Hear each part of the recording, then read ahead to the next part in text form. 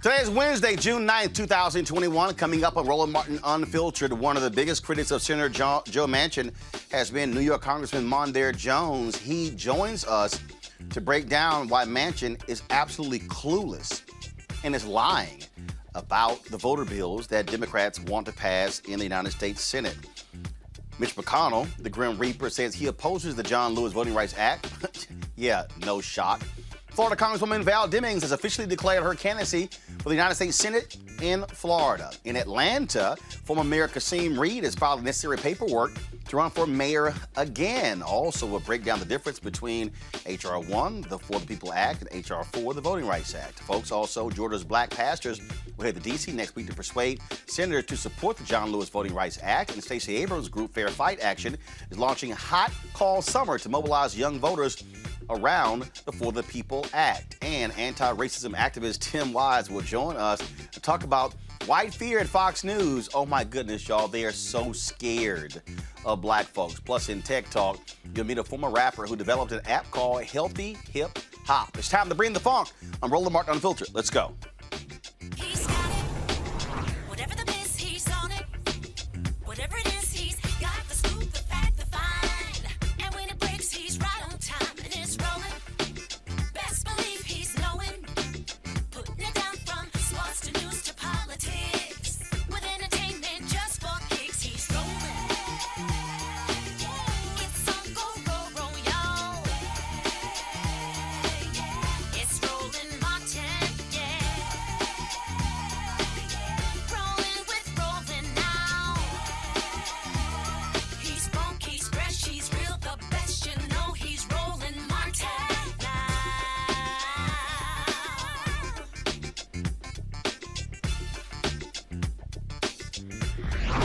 Martin! If you follow my Twitter feed, you will see that I've been retweeting a lot of tweets from Congressman Mondaire Jones of New York, who has been lighting up West Virginia Senator Joe Manchin over the For the People Act and his opposition to it. He's been laying down the wood. He joins us right now on Roland Martin Unfiltered. Congressman Jones, glad to have you. You have not been silent, and you've been frankly exposing the sheer lunacy of what Manchin is saying. And one of the things you tweeted is, dude, how do you oppose a bill that's 800 pages when you don't even articulate what in hell in the bill you actually oppose? Roland, it's so great to be on this show, and someone's got to do this work, man. I am watching with dismay as our democracy is systematically dismantled, and Democrats actually have the opportunity to do something about it. And here we've got a guy from West Virginia whose vote is required to save our democracy and protect the fundamental right to vote, and we've got to convince a member of our own party to do the right thing. Now, here's what's also strange. Congressman Julian Castro tweeted this. Kristen Sinema, senator from Arizona, and Joe Manchin were previous co-sponsors of the very bill he says he's going to vote against. What the hell is that about? You know, and even Kirsten Sinema has co-sponsored the For the People Act in this Congress.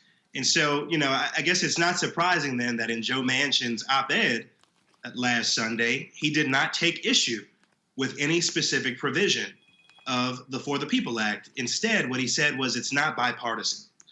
Well, here's the thing, and this is obvious to most people, even Republicans, I think, that the right to vote, unfortunately, and specifically the voter suppression that we are seeing enacted in places like Georgia and Florida, is being enacted along partisan lines. So now you want the same people who set the House of Democracy on fire, to use the words of Senator Raphael Warnock, to extinguish that fire? That just does not make sense. And I would love to talk about the difference between the For the People Act and the John Lewis Voting Rights Act. So go ahead and do that. So again, there are two different bills that were passed by the House. The For the People Act, John Lewis Voting Act. Manchin says he'll support the John Lewis Voting Act. Reverend William Barber and others say one without the other is ineffective. So go ahead and explain. That's exactly right. And more specifically, we have not even introduced the John Lewis Voting Rights Act this Congress yet, because we've got to have hearings on it, because, as I'm sure you know, in 2013, what was at the time a 5-4 conservative majority on the Supreme Court gutted the last pre-clearance provision, which was a regional pre-clearance provision, saying, you know what, if you have a municipality or a state that has a history of discriminating against people of color with respect to the right to vote, then if you do anything else moving forward, if you change your way of voting moving forward, you have to get pre-clearance. We have to sign off on this as a Department of Justice, or you can go to a federal judge to get that done. And so now he wants to pivot to a national pre-clearance provision, which is even more likely to be struck down by a more conservative 6-3 majority on the Supreme Court than the one that struck down that portion of the Voting Rights Act in the Shelby decision. And then, of course, even if we were to pass the John Lewis Voting Rights Act, it would not apply retroactively to the stuff that we're seeing happen in Georgia and Florida, whereas the For the People Act would. It would undo so much of what has already happened in Georgia and Florida, because one of the key provisions is it would establish early voting periods. It would establish vote by mail standards. It would supersede all of the state level stuff that's being done to suppress the right to vote of people of color and young people and working people. And it would go further. It would enfranchise an additional 50 million people through automatic voter registration. And it would end partisan gerrymandering, which is the process whereby, among other things, Republican-controlled legislatures put all the black people, as many black people as possible, in one district instead of spreading them throughout different districts, so that they can just have one Democratic district as opposed to multiple Democratic districts, thereby diluting the black vote. And so this is really important stuff for people to know, and it's why there's no substitute for the People Act, and it's why we have to get this done. Here's the thing that jumps out at me. He keeps yelling bipartisanship. Fine, Joe. Show me the 10 you're going to bring with you.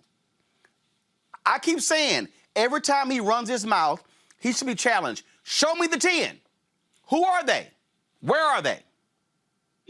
This is someone who couldn't get 10 Republican votes for a bipartisan commission to investigate the events of January 6th. And that wouldn't be for his lack of trying. I mean, it's just the case that the modern day Republican Party is not interested in good government.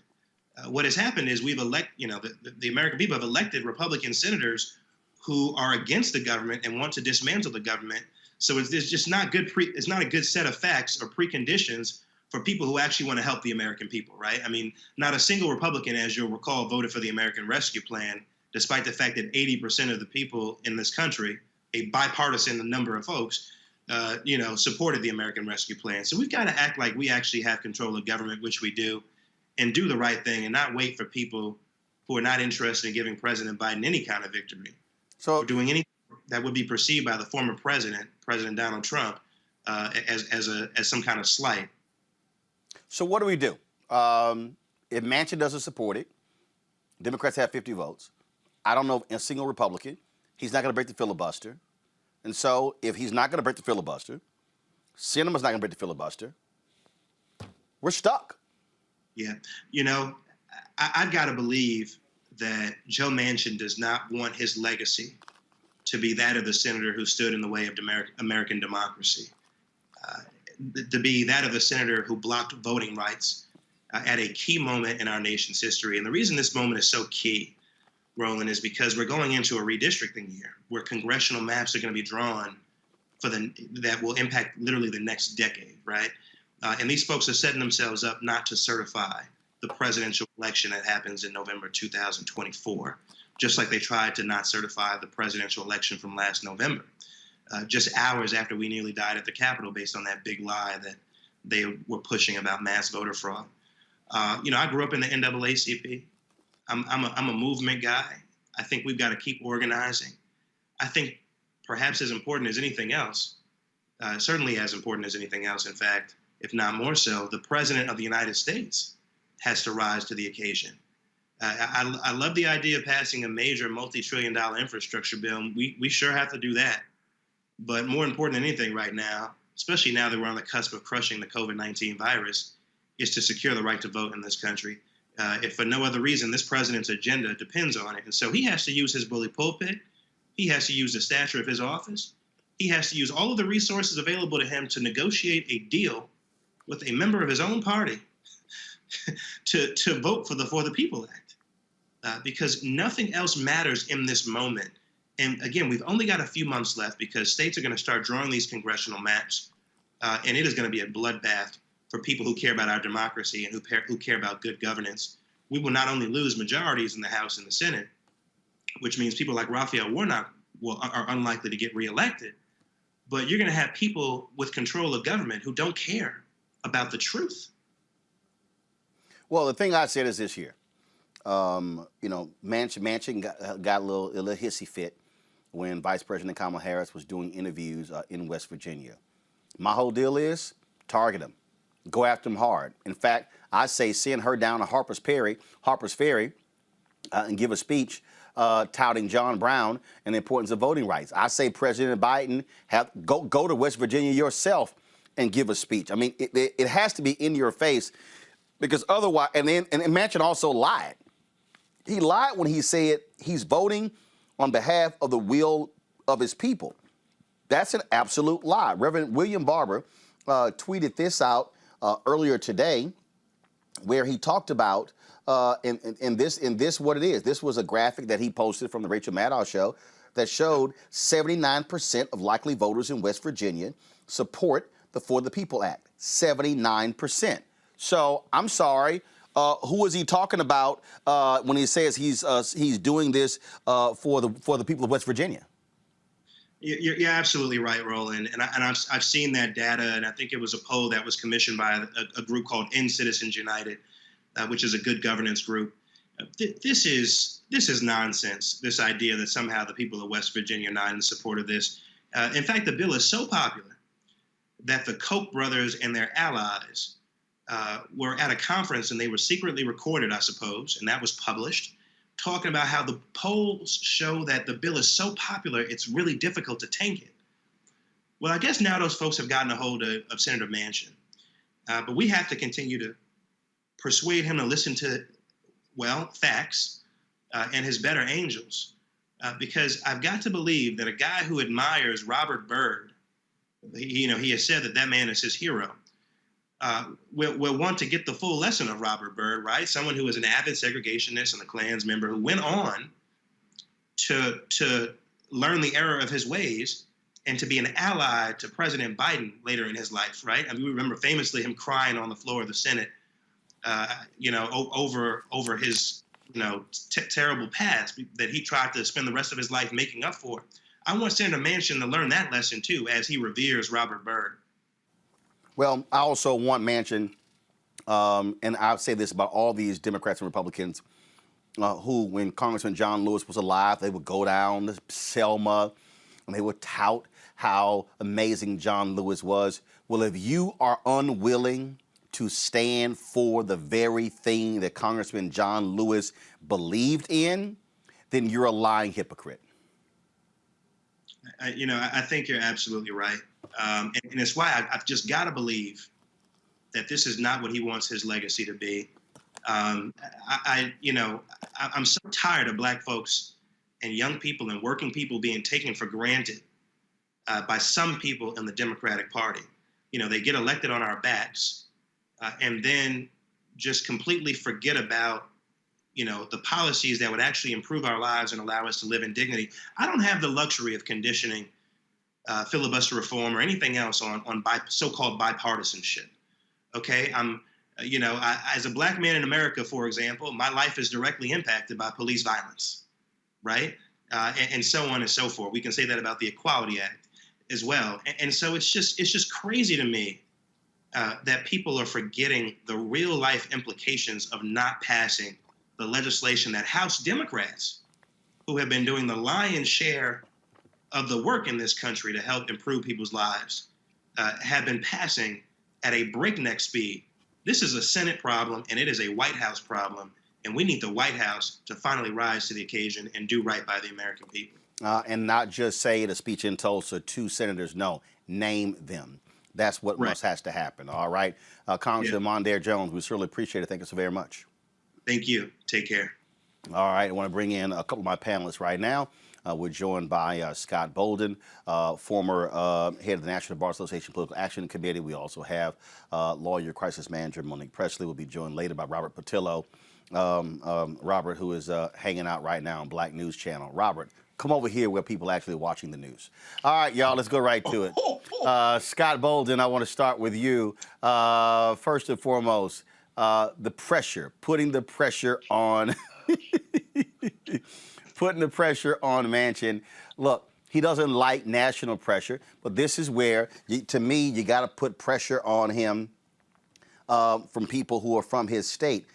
Earlier, I mentioned Reverend Dr. William J. Barber. They had a Moral Monday discussion that took place on Monday, and this is Pam Garrison, who's with the Poor People's Campaign for West Virginia, and she just cut right to the chase. Watch this. My senator talking about compromise, and I wonder, what reality is he in? Does he think, is he that delusional, or does he think we are that stupid? You got to have somebody to compromise. We've had 13 years of Mitch McConnell saying, no, you can't have a living wage. No, the Grim Reaper I am. Let your bills come here to die. I don't care. And now the senator that I put in there that comes here and says, I can relate to you poor people, and looks down at me, his nose at me with pompousness, and don't hear what I'm saying. Yeah, he'll let me sit there and say what I say and pour my heart out. And you know what? He turns right around and does the very opposite of the things that I'm saying is hurting us and hurting our people. He goes and does. We are coming. And I'll tell you what, my fellow Americans are coming with me. We don't need guns. We've got morals. We've got justice and a constitution that they have stomped on.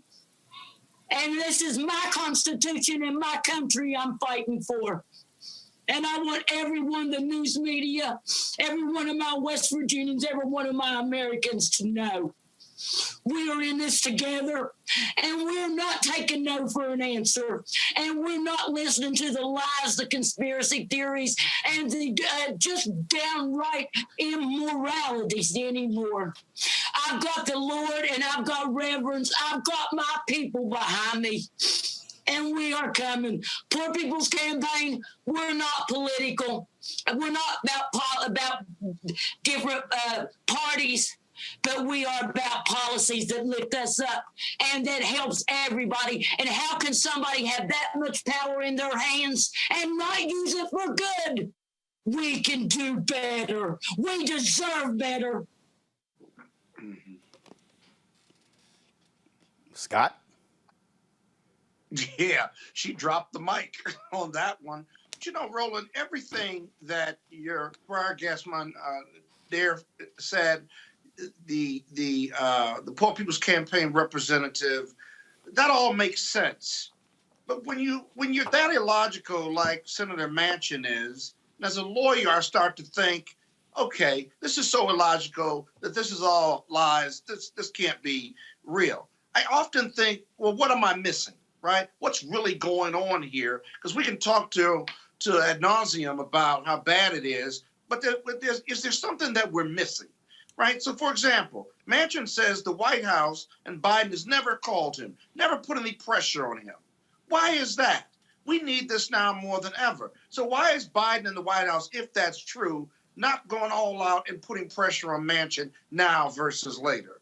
Secondly, that statistic you showed where 80% of West Virginians support For the People Act, that is just completely inconsistent with one vote, one rep, and putting forth efforts and leadership to support your constituents that put you in this place.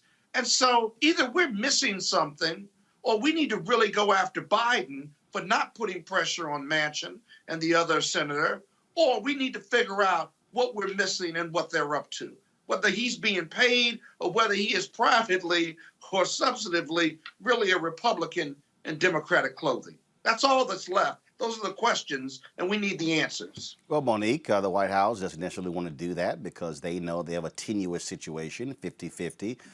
They need Manchin for all the criticism. He's still a Democrat. They need his vote to get judges confirmed. Biden focusing on the infrastructure bill as well. But so where does that leave those folks who believe in voting rights? Right. I mean, this situation, where is Olivia Pope is all I can say, because he needs to be handled. I don't know who in the caucuses, in the White House, in big business. I don't know where the pressure points are for this man, but now is the time that they need to be pushed. I saw so many different people, including, I think, Dr. Jason Johnson, who were saying this doesn't have anything to do with the CARES Act. This doesn't have anything to do with voting rights. This doesn't have anything to do with anything except for a power-hungry man with a big head. And I think even, Roland, you posted something along those same lines. I agree. It's just obvious that he is trying to figure out how he can wield all of this power, because there's no principle backing it. It is inconsistent and it lacks any foundation to stand on. So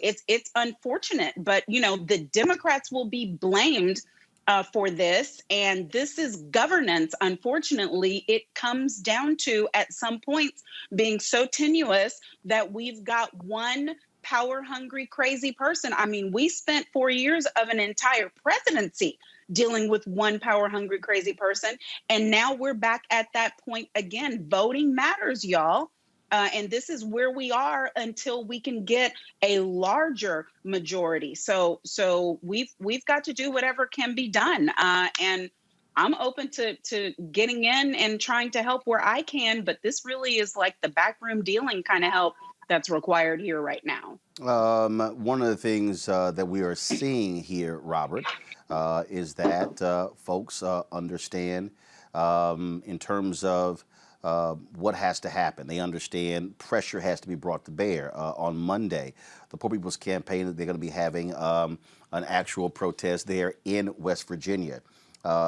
In Charleston, West Virginia, focused on the third Reconstruction and support voting rights. They are being very clear in terms of what they're going to do, going after Joe Manchin. Well, let's understand, it's not just Joe Manchin. Joe Manchin is taking the heat and the flack because it's politically advantageous for him in a state like West Virginia. Let's remember, there are 1.7 million people in West Virginia. There are about 2.5 million people in Chicago. So he's not going to a large base. In addition to that, there's only about 65,000 black people in West Virginia as a state. So the more that you attack Joe Manchin, the more that it's politically advantageous to him. And for many of the other senators, Democratic senators who are against this bill, they understand that if you expand voting rights, they won't be there. That's their concern, that they feel they'll end up getting primaried by progressive candidates, and that's politically disadvantageous to them. So it's more than just Joe Manchin. We need to have firm commitments from the entire caucus, and then find out what Republicans you can peel off, because it will probably be easier to peel off someone like a Susan Collins or a Lisa Murkowski than it would be even someone like Joe Manchin, who's completely intransigent. But here's the problem: you got to get 10, and Manchin says he's going to vote against the For the People Act, which means now you got to get 11. Who are the 11? Okay, fine. Susan Collins, 1. Okay, let's say Romney, 2. Let's say Murkowski, 3. All right. Who are the other 8? Well, I think procedurally the question will be, who could you get to vote to break the filibuster rule on an issue like this? Because you can't do it through reconciliation as you could the infrastructure bill. Who are the 8? Budgetary issue. Who are the 8? But what I'm saying is, if Joe Manchin and Kristen Sinema will not vote to break the filibuster, which you only need 50 votes in order to do, then you have to find 2 Republican senators. That will be a No. Robert, you need 60 to break the filibuster. Sorry, I'm thinking about reconciliation. Sorry, I showed up late. What I'm saying is, you have Romney, you have Collins, you have Murkowski, you have many Republicans who are either not running for re-election or who have challengers. I think you can get there, but I think barking up Joe Manchin's heel. Okay, all right. No, hold on. No. Let's do the math. Okay, so you mentioned 3: Collins, Murkowski, Romney. That's 3. Okay. You got Toomey, who's not running. He ain't gonna support it, but let's just say Toomey. That's 4. Let's say Burr, North Carolina, not running. That's 5. Okay. Portman, that's 5. Portman, Where the camera? That's 5. Portman in Ohio. That's 6. Who's the other 4? I'm 4 short. Who are they? Well, I think you also have to look at. And that's a week 4. That's a week 4, but you have to look at Republican senators who are going to have strong primary opponents. Who? No. Give me names. Who? Tim Scott, not one of them. Well, you have to take out people who are going to be running for president in 2024. No, Robert, name them. Rubio's not one of them. Right. Well, I don't know if Rubio's not going to be one of them. Hell no, Rubio not one of them. Ron Johnson not one of them. Rubio's got Val Demings breathing down his throat.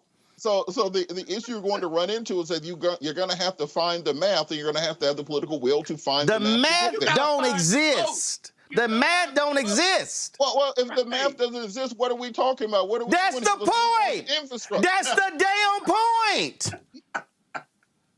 I don't think the people who turned out in record numbers in November are going to say, look, we couldn't get the math, so we quit early. So I think you're going to have to fight this thing all the way to the walls, because at the end of the day, the right to vote is as positive of every other right on earth. And if you're going to go down the way Trump did on the wall. You tell Trump no, he would have found some damn money somewhere. He looked under the couch, he found some damn money. So finding money ain't the same as finding votes. The difference here is this. The only option, okay, I had Derek Johnson on yesterday. He's talking about, hey, we might pursue a path. Fine. Joe Manchin ain't shown he's even willing to actually sponsor a bill. Here's the whole deal. The only path, and I know people may say, man, I don't know, Roland. This is real simple. You got to win North Carolina. You got to win Pennsylvania, you got to win Ohio, and you got to win Wisconsin. Okay, Florida's going to be tough. We're going to talk about Representative Val Demings in a second with Glenda Carr and Melanie Campbell, but you got to win those 4. You win those 4, and you protect Mark Kelly, you protect Raphael Warnock. Guess what? Now you got 54. Now you can tell Manchin, go sit your punk ass down. Now you can break the filibuster, and now you can move forward. But at the end of the day, it's the numbers. And this is the problem with people. This is why they don't want D.C. statehood, because they do not want 2 senators from D.C. This is why they actually do not want statehood for Puerto Rico, because then that'll be 2 as well. And so that's what you have going on here. And so they do not want to fight for it. And so, again, all I say is every time someone talks to Manchin, you got to say, okay, Mr. Manchin, you keep talking about bipartisanship, show me the 10. Show me the 10. Since you want to talk about bipartisanship, fine, Joe, write your own damn bill, and let's see you put it on the floor and see if you can get 10 votes. He ain't going to do it, because you know what? In 8 years, his ass ain't done a damn thing for voting rights. And so right now, Senator Joe Manchin is full of shit. Yeah, Roland, it's worse than that. When you ask Joe Manchin, I've watched this several interviews, when you ask Joe Manchin about that very issue, where are those 10? He concedes he doesn't have that 10, but what he won't concede is that the fight for bipartisanship, and he's the only one fighting for it, because Republicans aren't fighting for bipartisanship whatsoever. Yes, it's BS. Joe Manchin. No, Scott. Joe Manchin is talking to his Coke-funded donors. It's BS. He knows he lying. He know ain't no damn bipartisanship. You just had Republicans wouldn't even support equal pay for women. I mean, come on now. Yeah. It's just exactly. Look. No, I was reporting what he says. Well, he lying. He lying. He can't show you 10. And here's the whole deal. Put up a shut up, Joe. Put a bill. Where is the White House, Roland? White they need even these other votes. Because you can do both. Why can't you do both? Because the White House is not going to press him, because there's a fear. What if he decides to flip from Democrat to Republican? Then guess what? Scott. I'm trying to tell you, Scott. Here's the deal. If Senator Joe Manchin flips from a Democrat to a Republican, Mitch McConnell now Senate Majority Leader. That's how tenuous. They do not want to. The White House does not want to push Joe Manchin into a corner. That's why, which is why that white woman with no teeth from West Virginia, who was and I'm being serious. Folks like her, That's why Reverend Barber, what they're doing, they got to mobilize those broke, poor white folks in West Virginia and put it on his ass at every turn. Yeah. Speaking of put it on his ass, that's what we want to see Congresswoman Val Demings do to Senator Marco Rubio in Florida. Today, she had not officially announced that she is running for the United States Senate. She dropped this video.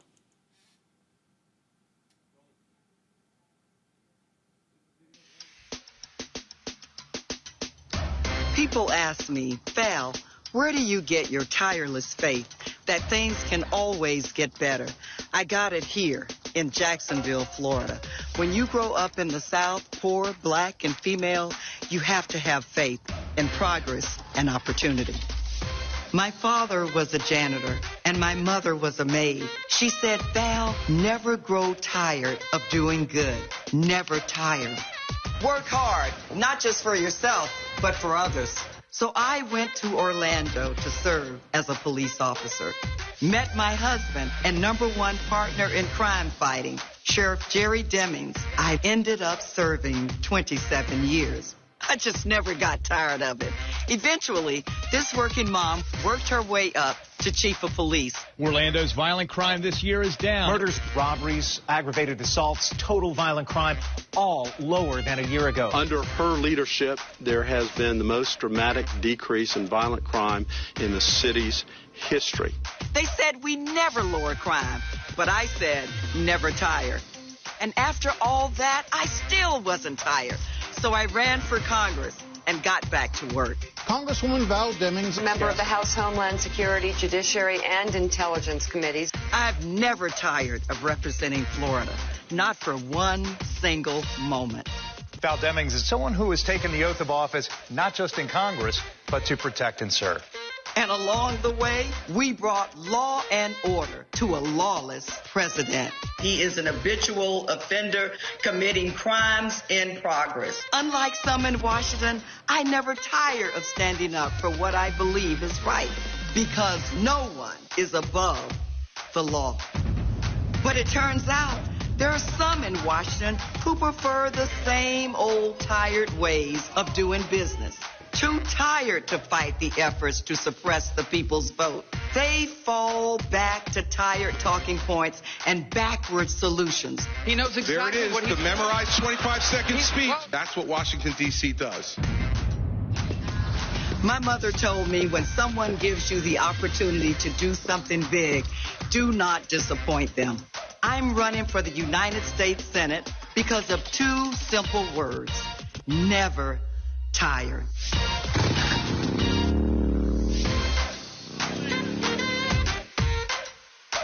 Over the next few weeks, I hope to share more of my story with more of you. It's a simple question. Can my unlikely story of opportunity expand to more Americans and more Floridians? Joining us now is the president and CEO of Higher Heights for America, Glenda Carr, and Melanie Campbell, the executive director and chief executive officer of the National Coalition on Black Civic Participation. Glad to have both of you, Melanie. Folks, look, it's going to be a tough fight. The reality is, Senator Marco Rubio, very popular in Florida. That state has gotten redder. Donald Trump won that state in 2020 and 2016. But of course, in the previous election, Andrew Gillum came within 30,000 votes of defeating Ron DeSantis for governor. One of the, when you look at the numbers there, Broward County as well as Miami-Dade County numbers have been awful when it comes to Democratic turnout, especially black turnout. And so what do you think it's going to take for Congresswoman Val Demings to topple Senator Marco Rubio in Florida? Roland, you're asking me? I'm so sorry. Yes. Oh, thank you. I'm sorry. First of all, thanks for the invitation, as always. What it's going to take is going to be turnout, right? Florida is very, that's the state, this is where I grew up. But the diversity of Florida is real. So you have a 13% black voting age population in Florida, but you have a diverse state with many folks from many other parts of the world that are here in Florida. So it is going to be about turnout.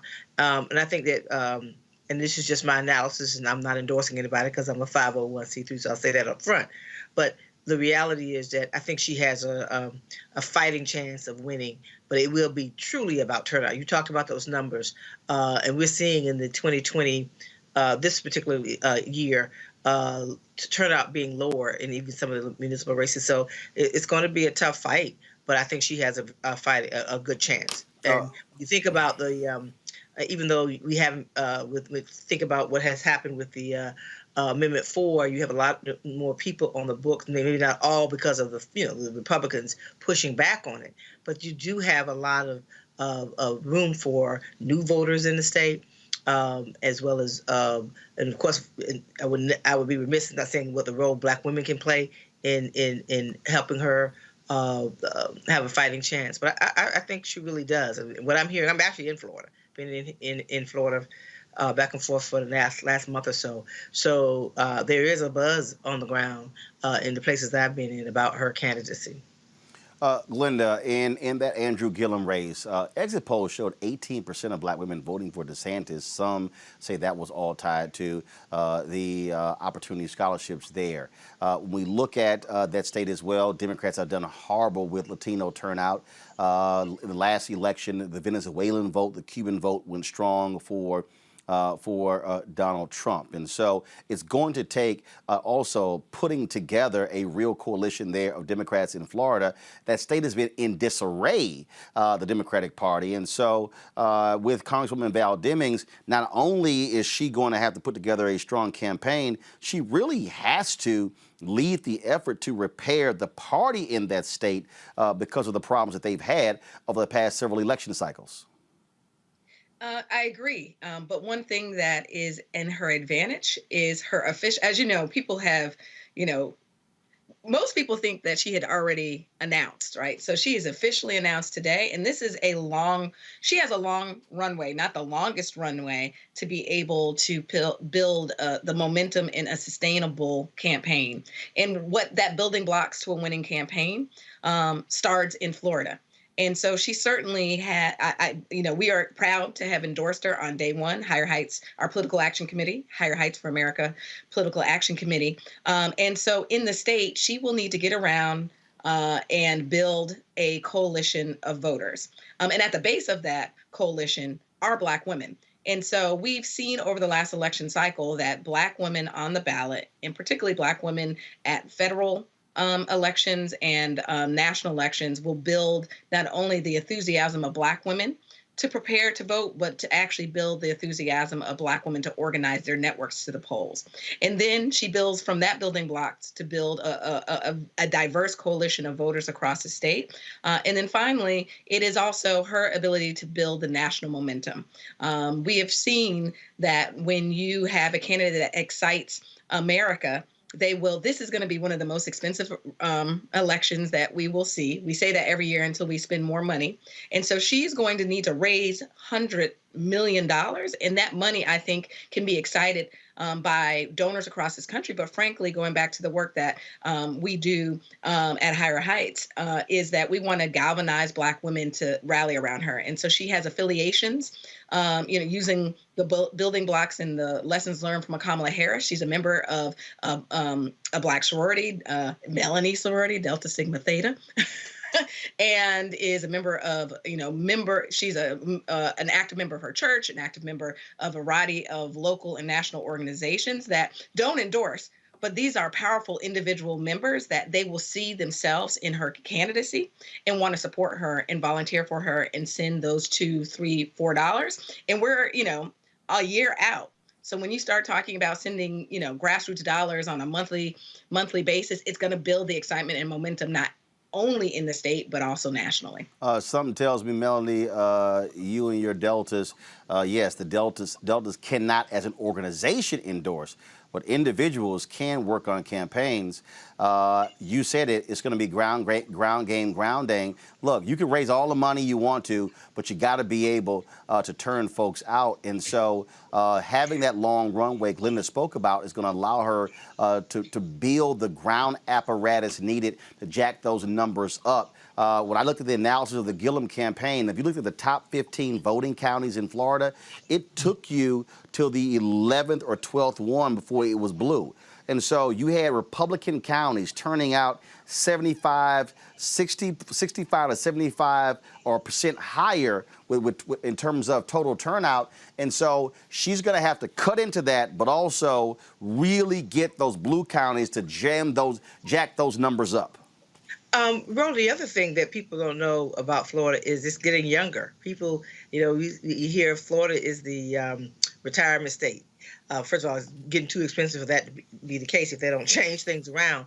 But when you look at the reality, those 18 to 53, young and not so young, they make up the majority of the vote. So that's the other thing about Florida demographics. 30+%, I think it's around 31, 32% are people of color, Black, Latina, and smaller number APIA community, Asia Pacific Islander community. But you're also getting a younger and younger demographic in the state. A lot of people are moving into Florida, and those demographic numbers are changing as well. So, as I stated, and Glenda, good to hear your voice. I can't see you right now, but I hear your voice. But I just happened to wear red today. Yeah, I'm quite sure.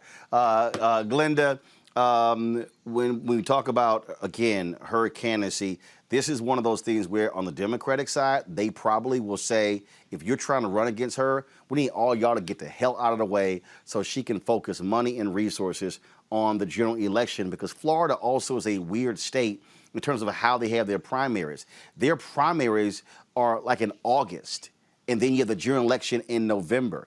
Andrew Gillum talked about that, where he had spent all of his time, energy, and money to win the nomination, and then turn around, 2.5 months later and run in the general. And so clearing the field is going to be important to allow her to conserve dollars and focus like a laser on Marco Rubio. Yeah. Hold on, Melanie. Glenda, then Melanie. Yeah. And so, Congresswoman Val Demings is a well-known, well-liked congressional member who has made an impact since being elected in 2016. And so on the day that she announced today, you had endorsements announced from Higher Heights for America PAC, from Congressional Black Caucus PAC, Collective PAC. And so you're seeing that she is starting to coalesce national organizations, and certainly I'm sure there will be regional and state and local organizations and influencers that are going to coalesce around her. And the more she coalesces, this is a long runway, Roland, right? For a Black woman. Oftentimes, endorsers jump on a Black woman campaign on the last minute. So the more she can build the momentum, there's an opportunity for her to, like you said, either clear the field or at least lighten the field so that she can really concentrate on the November election. She also has a name, a brand name that continues to be to increase. She was a House impeachment manager. And so some people may have not known who Val Demings was before the first impeachment hearing. They know about Val Demings. She also was on the short list for consideration for a potential vice president running mate for Joe Biden. And so she has not only a national name recognition, but certainly she has a name recognition in the state that puts her ahead of many other candidates. But more importantly, I think, when we get to the general election on one-on-one, she has that name recognition that then she builds that campaign infrastructure and the ability, ground game, to be able to get not only her message out, but her ability to talk to voters, both door to door, phone to phone, text to text, group to group. Melanie, go ahead.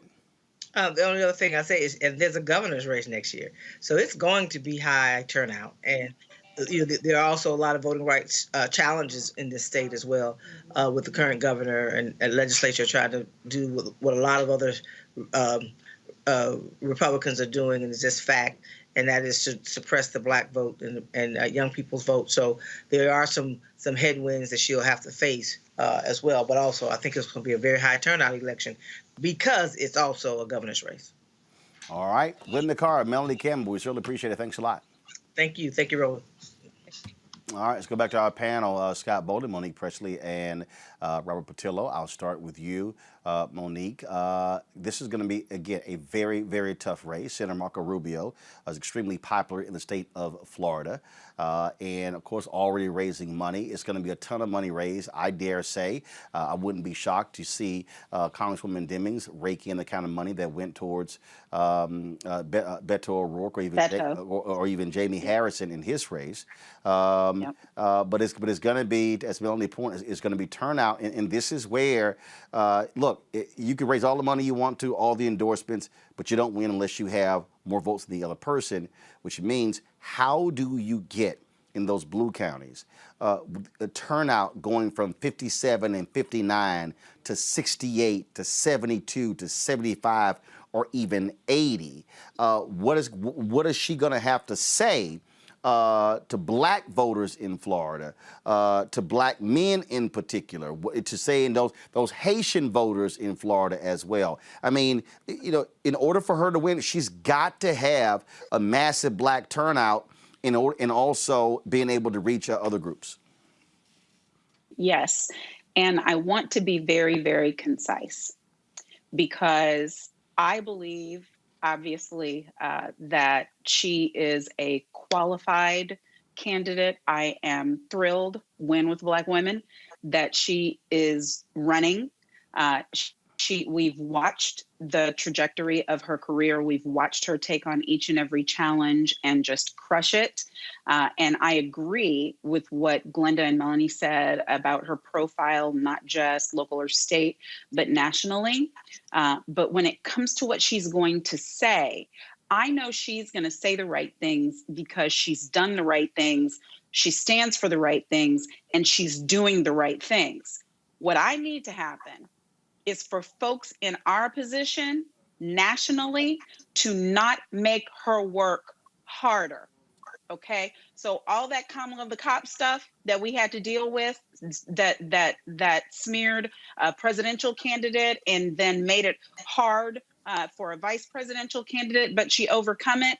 We shouldn't see any of that here from the Black folks talking heads who say that they are for progress and want for legislation to get passed and want for us to have a continued majority control in the Senate. Watch your mouths. Don't make it harder for Val Demings to talk to her own Floridians, whether they're Haitian, whether they're Black men, or whether they're women, whether they're whomever. Don't make that job harder. She's not running from the fact that she was a top cop. So you can't use it to smear her. If you have issues with her record and you don't live in Florida, I mean, shut up. For real. You also have this, Robert. Sit it out. You also have this, Robert. Republicans have been, of course, they spent $100 million in the last campaign, 2020, focused on defund the police. They probably, if they try that with her, don't be surprised if you see this. I want to make it quite clear that this amendment is completely irrelevant. I served as a law enforcement officer for 27 years. It is a tough job, and good police officers deserve your support. You know, it's interesting to see my colleagues on the other side of the aisle support the police when it is politically convenient to do so. Law enforcement officers risk their lives every day. They deserve better, and the American people deserve. I have the floor, Mr. Jordan. Lady has, what? Look, Did I strike a nerve? Law enforcement officers deserve better than to be utilized as pawns. And you and your colleagues are ashamed of yourself. The gentlelady will suspend and the clock will be stopped. I want to admonish members. They must not interrupt someone who has the time. Mr. Chairman, can I ask a question? You simply can't shout out. If you think that someone is saying I agree. Mr. Jordan, you don't know what in the heck you're talking about. You know nothing about what law enforcement officers I know about my motive. And you're using them as pawns because it serves ridiculous political purposes. Val, everyone must suspend. I am making the point. No one may shout out when someone else has the time. Not Mr. Gomert. Question, Mr. Chairman. Not Mr. Jordan. Nobody. Not Mr. Cicilline. Not Mr. Not Ms. Demings. He didn't do that. But nobody did. Not Mr. Jordan. Not Ms. Nobody. Okay, no, but I agree with that. But then how do we? Everybody. I have a question. I will simply. There is no question. Nobody may shout out. When you give a speech, Mr. Chairman, about motives and questioning motives, and then our motives are questioned, how do we address that? The rules allow a request words I have point of watched inquiry. them live and die, and you know nothing about that. And to utilize them as political Mr. Chairman, pawns. I have a point of.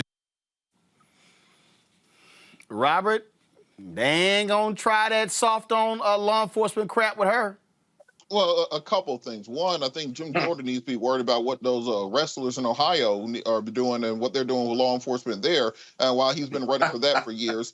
Secondarily, even with that, let's remember in Georgia, where I'm at, they ran against Raphael Warnock, a Baptist minister, as not being Christian enough. So Republicans have no gall. They don't have any. There's no off switch for them. They have their talking points, and they have nothing else. They don't care what the objective facts or reality are on the ground. But I do think for Congresswoman Demings, the political fate is going to be inexorably tied to the progress that the Biden administration is going to do. This is why it's so important for Democrats to govern with gumption. You got to put points on the board. You can't run against the boogeyman Trump anymore. You're going to have a legislative agenda that you've passed and that you've gotten done, whether it's through executive action, whether it's through reconciliation, however it needs to get done. Because if you're able to do that, that's how you get those Duval bangers out in Jacksonville to turn out. That's how you get those folks down in Little Haiti to turn out. But when you can show them tangibles that you've done, right? And then I will call him Little Marco, Little Rubio, just like Trump did, and make fun of him. Scott.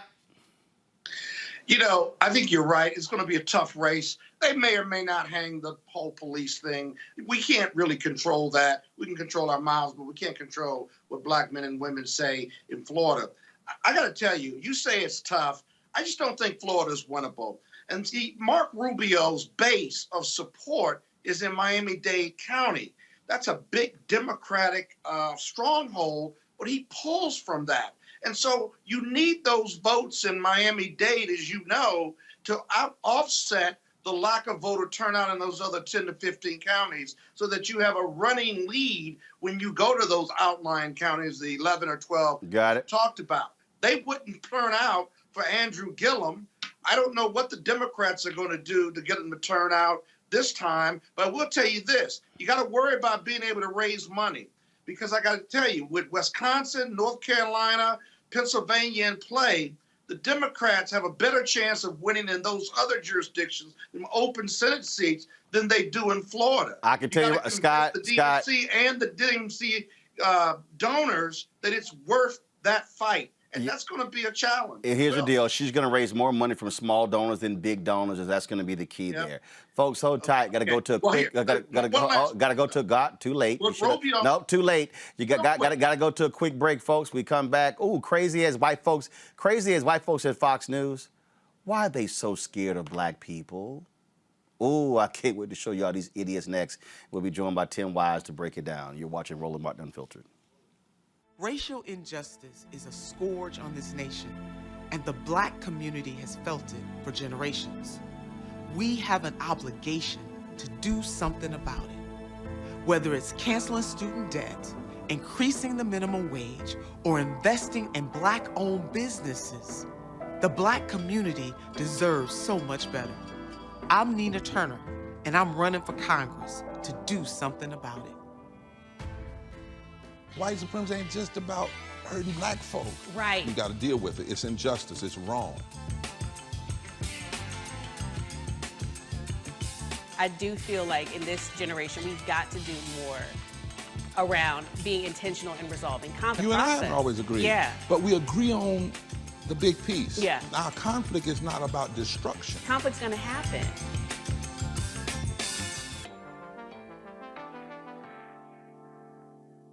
Hi, my name is LaToya Luckett. Yo, it's your man Deion Cole from Blackish, and you're watching Roland Martin Unfiltered. Stay woke. No charcoal grills are allowed. I'm white. I got you, Huh? Illegally selling water without a permit on my property. Whoa! Hey! Give me your right. You don't live here. I'm uncomfortable. The leaders of white fear in America is Fox News and conservative talk radio. Folks, their newest boogeyman is critical race theory. You want to hear some idiotic stuff? Listen to these fools on Fox and Friends, Steve Doocy, Ainsley Earnhardt, and the village idiot Brian Kilmeade. Big difference between now and the 1960s. They're not acknowledging any improvement in our culture, the gains made, and how we're more equal, even despite our faults, than any other country. The other thing is, they're not only trying to raise up minorities and make sure the playing field is even, they're trying to take down the white culture. And they're wondering why, and this generation of Americans wonders, why aren't we all Americans? Why are we being marginalized on a daily basis on our gender, our sexuality, and the color of our skin? And it's not even subtle. It is actually out there. Sure. It is written in black and white. This is the big difference between other civil rights movements in our past. One, the first big one was a war. The second big one we saw in the streets, especially in the South. And this one we're seeing in the classrooms, and we've seen the enemy, and it's white people. And they wonder why people have a problem with it. It's pretty simple what most families in America, I think, are teaching their kids, and that's the golden rule, to love others as yourself. Don't see people for skin color. We look to the Bible in my house. We love everybody. Everyone was created by God. And we live in this great country where you can be anything that you want to be, and you can be an individual. This lady's saying they're not teaching them to be individuals.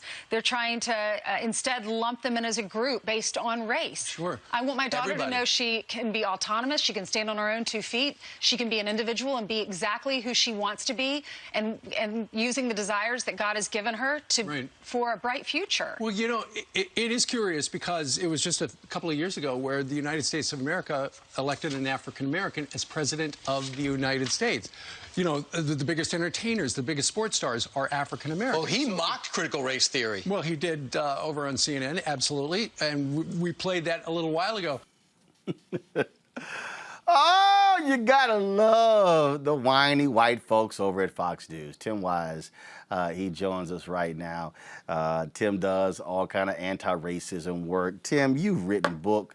One of your books was Dear White People, and an open letter to white America. And clearly Fox and Friends host didn't read it. Well, no, they didn't. I mean, look, first, let's be very clear.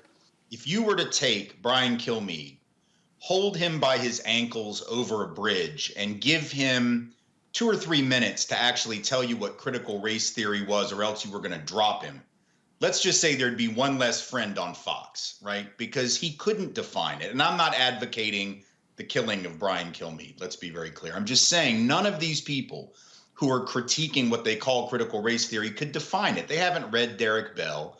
They haven't read Kimberly Crenshaw. They haven't read Richard Delgado. They don't know anything about it.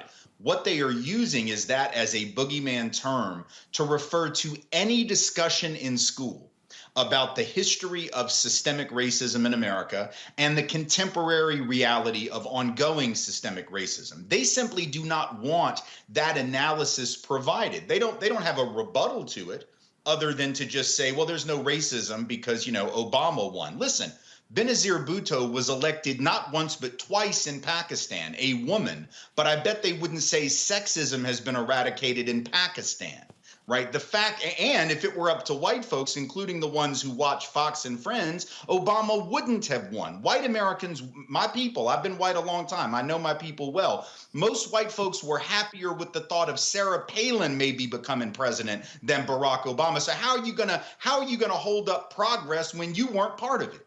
How are you going to brag about the progress we've made and then put a hat on that says make America great again, which means you don't think we needed to make all that progress because stuff was cool 50 years ago and 70 years ago? I mean, the contradictions are massive, but what they all tell us is that there is a group of white folks, probably the majority of white folks clearly, who are afraid of a counter narrative. We prefer the George Washington and the cherry tree history, even though that story was a lie.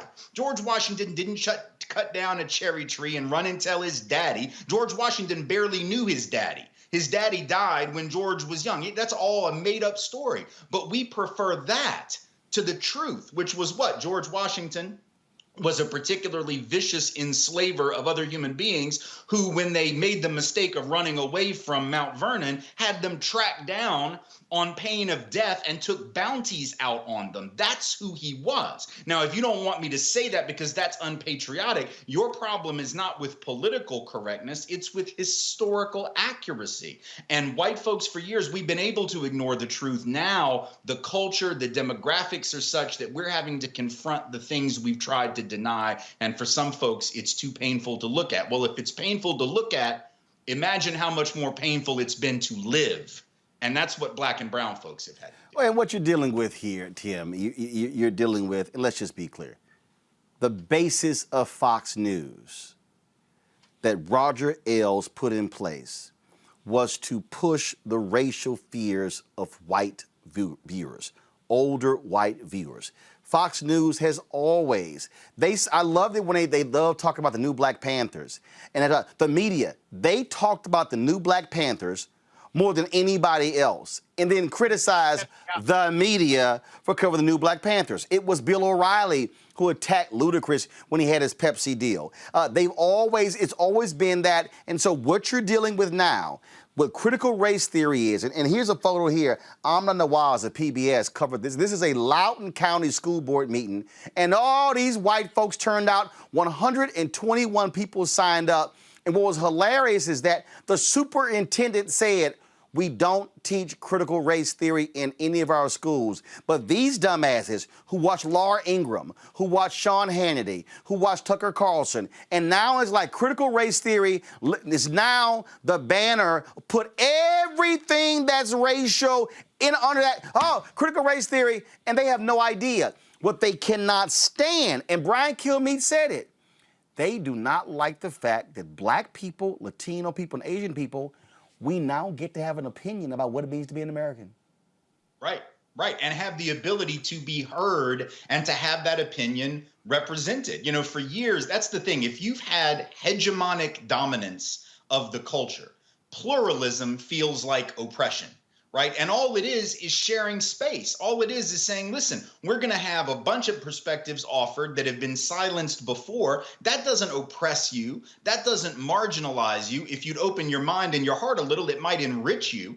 But instead, these folks, I mean, just to give you an idea of how absurd, and I know you know this, in Idaho, there's a lawmaker who got up and gave a talk a couple of weeks ago attacking critical race theory, complaining about the teaching of, get this, not Derek Bell, not Kimberly Crenshaw, not Richard Delgado, To Kill a Mockingbird, Harper Lee. That is like a staple of the American literary canon. And by the way, it's a white savior narrative, and they still didn't like it. Like Atticus Finch is the white dude who comes in to save the black guy, and I won't give away the ending as to whether it works or not in case folk haven't read the book. But I mean, if you can't even accept To Kill a Mockingbird, which is about racism in 1934 Alabama, I think is the year, then and they couldn't, this person got up and said, they're teaching our children that black people have been oppressed.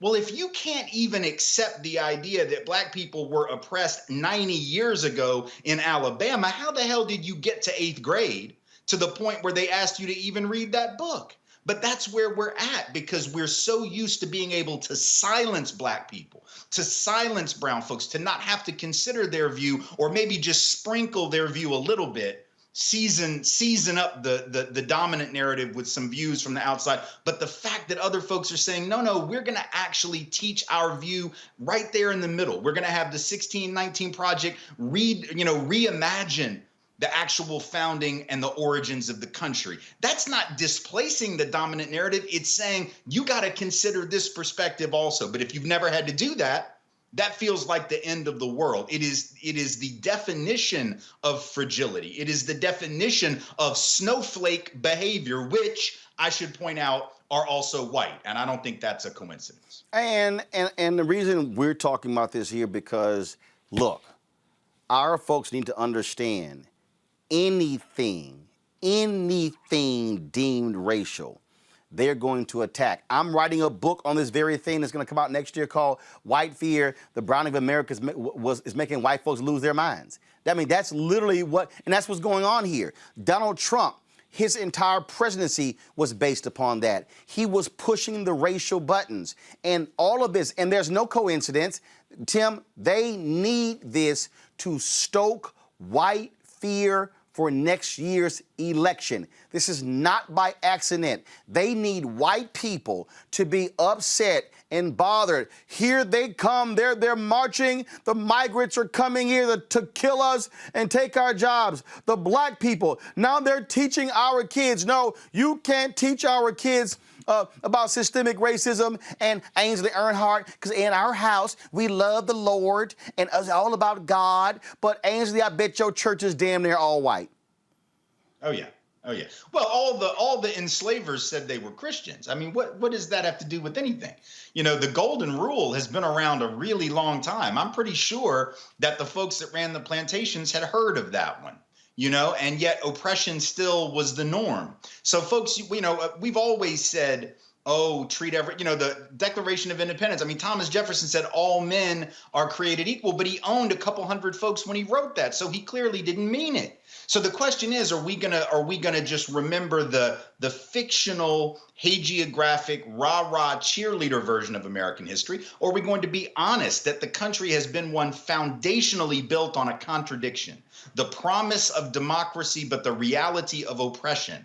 The reality of democracy only for a few and marginalization for the rest. And if you can't deal with that, right, then what you're showing is that this country, and especially its white population, is less emotionally mature than folks all around the world who have done a far better job at confronting their history. The Germans have done a better job. The South Africans post-apartheid have done a better job. The Rwandans after the genocide have confronted that history. And here we are a couple hundred years later, and we're still so consumed with the need to be the greatest country ever struck off from the forehead of God Almighty that we're not willing to look at the real damage that we've done, which means that we can't move forward. If you can't confront that pain and that past, you cannot move into the future a proud and confident nation and a pluralistic democracy. And that's what's at stake. This isn't just an academic discussion. And Tim, I wonder how many of those white folks showing up at the Loudoun County School Board meeting, I wonder how many of them said, take those Confederate statues down. I wonder how many of them said, I'm not going to vote for a party that supports Confederate monuments, that supports these things. You see the idiots who got busted in Texas who were trying to who didn't even know what the hell was in the bill, got thoroughly embarrassed on the floor, and then they, of course, lost. You know, what we're dealing with here is, and I keep telling people, I keep telling everybody, this was not about Trump. This was about 2043.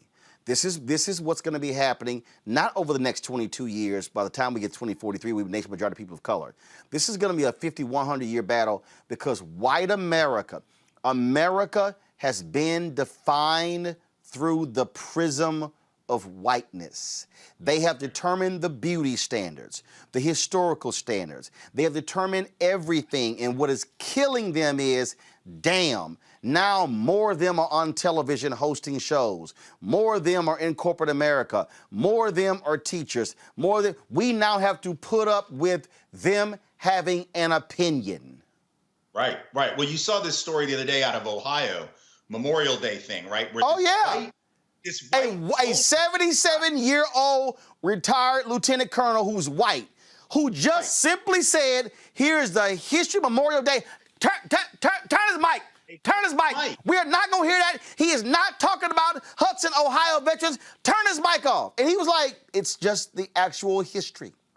Right. I mean, if you can't even let the old white dude tell you the truth, then you know you're in trouble, right? They literally were so desirous of not allowing the centering of black people in any way that's positive. They don't mind centering black folks to be critical of black folks. They don't have any problem centering blackness to point out what they consider pathologies in black communities, families, and culture. But if you talk about the contributions of black people to this thing that you consider, you know, basic to your reality, Memorial Day, oh no, we can't hear that.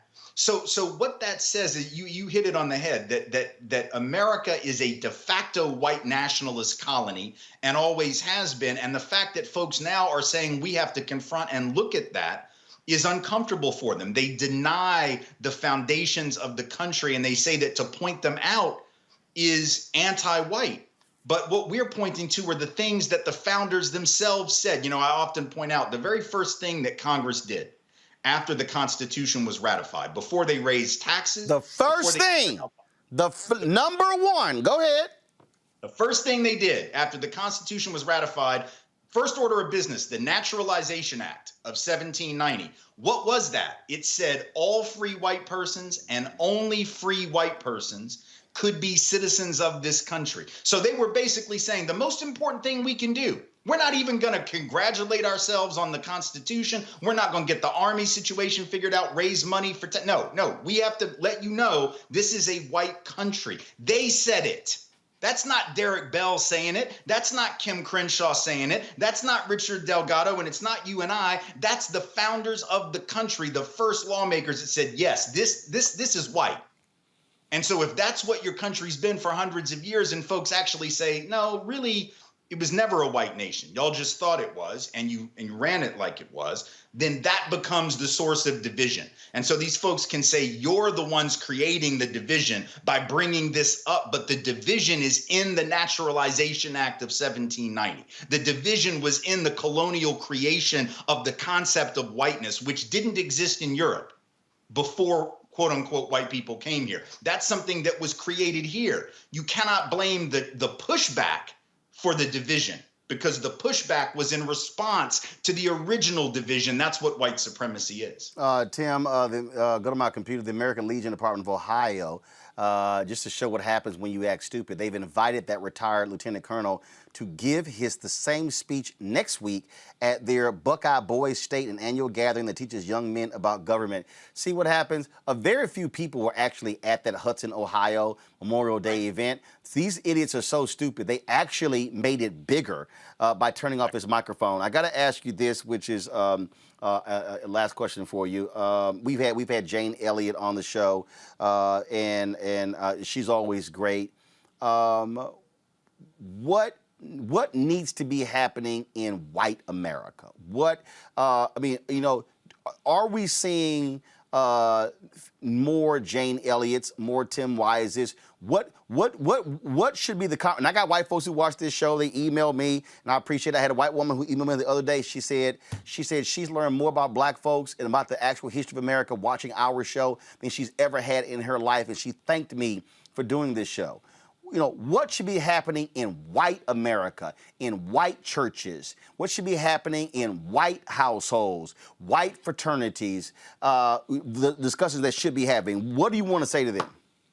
Well, I mean, look, I guess the thing I would say is to white folks, do you feel a helplessness around this conversation, an inability to engage? You get anxiety when issues of race come up. The reason for that is lack of practice learning about, talking about, and thinking about these issues. If you don't like the discomfort created by the conversation, which I get, like if we had a conversation about calculus, I would be very uncomfortable because I never studied it and I don't understand it.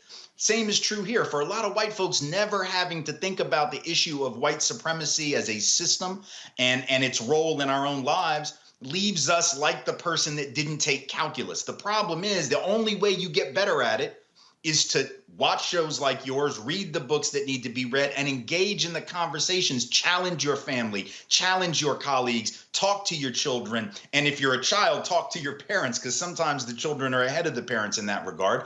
And ask some real fundamental questions about how did this church get to be so white? How did this school get to be so white? Why is this neighborhood so white? These are conversations that I had with my children. We would talk about this stuff from a very early age. Why are the Disney representations the way that they are? Media messages. What are the messages that kids pick up from all the media that they ingest? There's lots of places to start, but you have to do that if you're going to get the practice necessary to have dexterity in racial conversations and to really be able to do what we call race talk.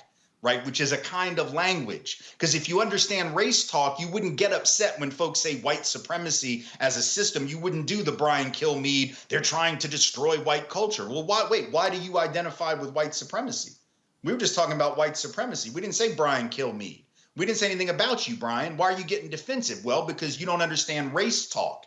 If you actually had been around black and brown folks talking about race, you would realize it's not personal. This is business, right? This is not personal. It's not an attack on you. It's an attack on a system of thinking, a system of institutional reality. That's what we're trying to change. This is not about good people over here and bad people over here. Most folks are pretty good folks.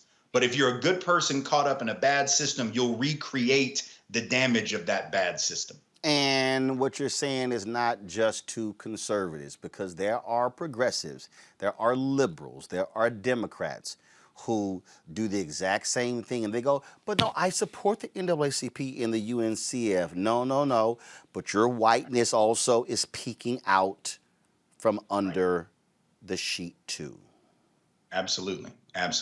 Yeah. 100%. Tim Wise, we appreciate it, man. Always a pleasure having you on the show. Thank you. Thanks for having me. Go to my panel here. As a matter of fact, all three of my panel, Fox News loves to call y'all. They don't call Roland. Scott, Monique, and Robert Patillo. I see y'all showing up. And the reality is here. Fox News is the leading voice of white nationalism and white supremacy in America. This is their calling card. When you watch the crap that's spewing out of Tucker Carlson's mouth every night, it's white nationalism. Laura Ingraham, same thing as well. And so, but they have their entire, and their whole deal. They're talking to older white people. Their entire ecosystem is built around, oh my God, they're coming after the white people. Monique, I'll start with you.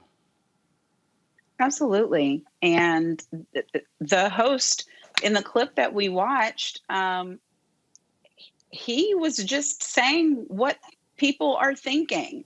There wasn't anything, at least from my hearing, particularly provocative or surprising about that assessment. And I talk to people all the time who watch those shows and who at least now know enough to send me a clip and say, Monique, is this true? What do you think about? Because someone told me to, and they'll say something like, somebody told them, listen to Candace Owens. She's a really great person and she's Black and you need to hear her thoughts on all of this BLM foolishness, or listen to so-and-so, they have, and they have been watching Fox for so long, really when it wasn't the entire cesspool that it is now, that they rely on it, and it's the only place that they get their information. And so it is, everything that Tim said is spot on. I can't add anything to it. We are in a position right now where they believe that they are being attacked when all other people are trying to do is live and share space and breathe. And that is set up as an attack. Historically, it's being passed down through generations in families who are used to being in a position of power, even poor and broke, in a position of power, being better than. And to share space, to share air, to share breath, to share money, to share opportunities is seen as something that has to be avoided at all costs. And we see that from the Senate to the barrio. Robert, what is happening here, and the reason we're talking about this, and it's important that we do talk about it, because our folks need to understand this constant attack on woke corporations. I was watching, earlier, I saw Ron DeSantis, who was whining and complaining about corporations who have been involved against a lot of these issues out here. And he's like, these woke companies, and what's wrong with them, and how dare they stand up to us. And see, again, what they're mad about, they're mad that we're now flexing our muscle. Listen to this. some Republican governors are hesitant to sign legislation like you did? I think it's just corporate pressure. I think the corporations have gotten very woke.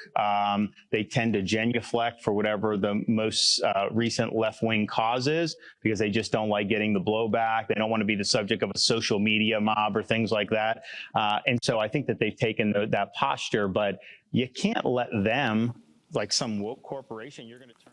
See, here's why I think that's utterly hilarious. Because I recall when conservatives boycotted Disney over gays.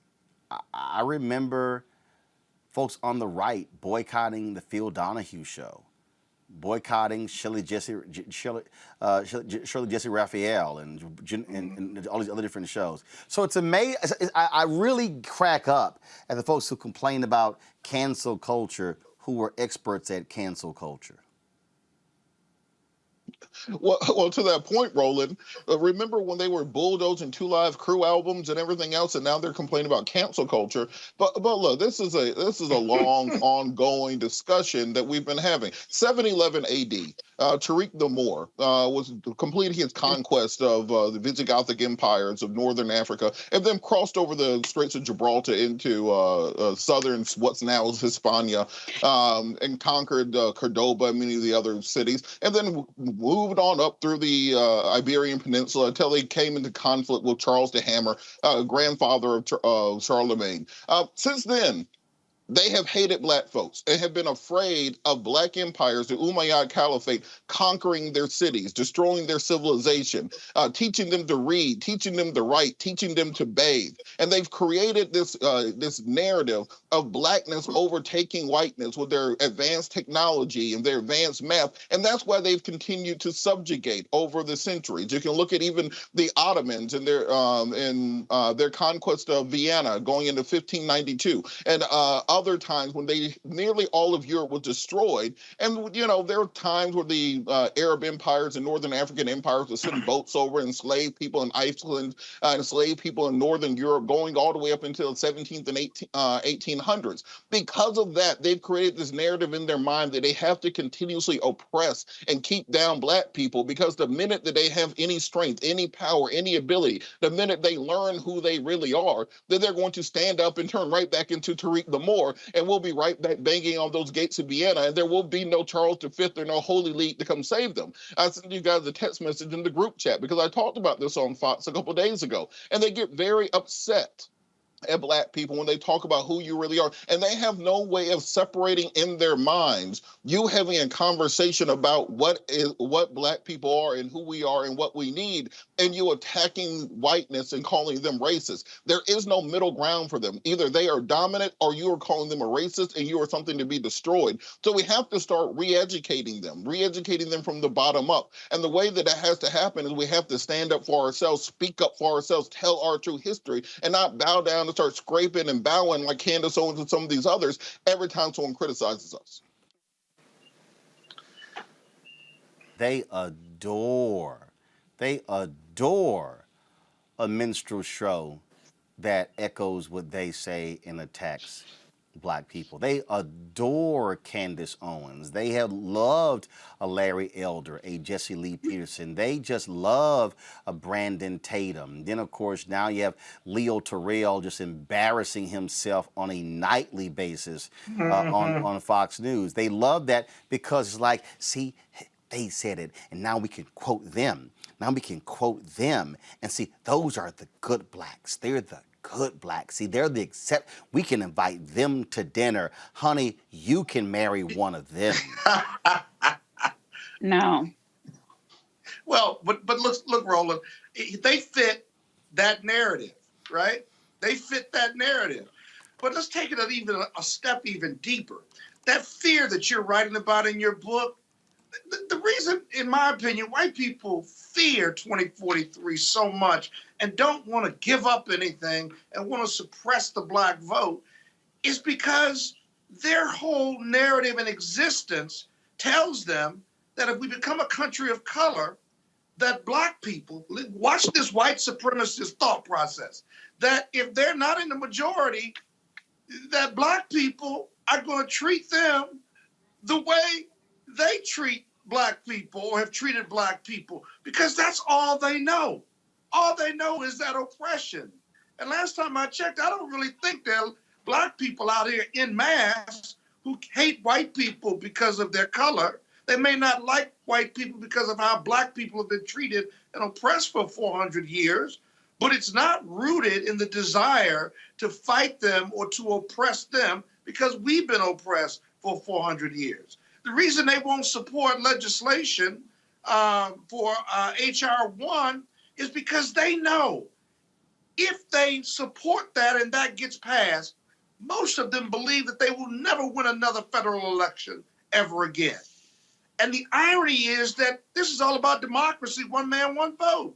That legislation shouldn't be offensive to anybody, but they're consumed with power and holding on to it because they know 2043 is coming. It's a concession on their part as you walk through the analysis. And so the hypocrisy of it all is just offensive, but they're not getting out of their comfort zone. Their white narrative is what that narrative is. And Tim Wise was just outstanding on the show. You ought to have him back more, because if you don't know race talk, then you're ignorant, right? You're ignorant. Monique, well, why are you laughing? Yeah. Scott never fails to tell you what the hell to do on your show. He is hilarious. Oh, but anyway, let me go on. Let me just finish what's Roland. Yeah. You ought to have him back on more. That white people really believe that expanding the power base, expanding America is a bad thing because they're losing something that they never earned. They never earned it. But they think their white privilege, which drives their narrative, they think they earned that because they've been told that for 400 plus years. And so you have on your show who you want to have on. I was just suggesting it because he's just such a powerful speaker. Look, Roland, I think it's important. Of course, I'm gonna have on who the hell I want to have on. Robert, go ahead. Well, I'll give that. Robert, go ahead. What we view and what is expressed as hatred is actually fear. There's not that they hate black people, they fear black people. Prior to the Anglo-Saxon conquest of Britain, they were dominated by the Romans for hundreds of years, and most of that math and technology and architecture is stuff that they got from the black and the Arab world. You had Roman emperors, so on and so forth. When the white people rediscovered what the black Romans had built hundreds of years later, they thought it was built by giants because they could not understand the technology, they could not understand the mathematics that were used. When you're built, we give credit to Pythagorean theorem when we were using the Pythagorean theorem in Africa thousands of years ago. So they fear what a fully actualized black man can be in this country, and every bit of them is about suppressing knowledge, suppressing education, keeping those books closed. There's a reason they didn't want slaves reading, because they were afraid of what would happen when we have knowledge of ourselves. And that's why, folks, we use this opportunity with our Crazy as By People segment to show you this. This is the idiotic congresswoman from Arizona, Lauren Boebert, trying to question a sister, the acting White House budget director, Shalonda Young, and asking her about Joe Biden's request when it comes to the wall. If y'all want to see what black intellect and patience looks like with a clueless white woman, press play. I think the one question I have for you, Director, and most Americans have for this president and this administration is just how long will you be ceding the southern border to the cartels? I'd like to remind everyone who cares about where the border funding came from last administration. We are returning the billions of dollars that were taken from our men and women and troops in uniform for the southern border work. So this administration is returning Department of Defense money that bipartisan members decried as taking reclaiming away from my critical time. projects. Excuse me, reclaiming my time. We're not talking about the funding that was taken away right now, and we are currently paying contractors to not build. I asked you, how long will you be ceding the southern border to the cartels? That is my question to you, Director. Well, given the bipartisan concern from the stealing from DOD, I thought it was important to highlight that and also highlight that we are moving away from an unsustainable border wall that has not worked to technology, as you pointed out. To Reclaiming my time. Reclaiming my time. I need you to answer the question that I'm asking you. This is my time. How long will you be ceding our southern border to the cartels? That's not a question with an assumption in which I'm going to assume. So we can certainly talk about the reassessment. Our time is up. Thank you very much, Director.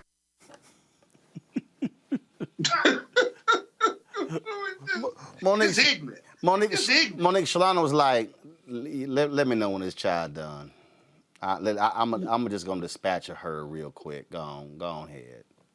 Right. I mean, she's saying, I can't even try to answer this question because there are all kinds of assumptions in it that I'm not going to go along with in order to answer it. But I mean, these are just not they could at least send out the best or the brightest. But I do get it that with the Marjories and with the Laurens of the world, the stupidity is part of the draw because the people who follow them do not like smart people. They don't like intellectuals. They don't like well-educated. They relate to people who they think they can identify with. And that has always been lost on me because I am interested in voting for and having people lead me in any area who know more, have gone farther, who've studied harder, who can do things that I can't do. I mean,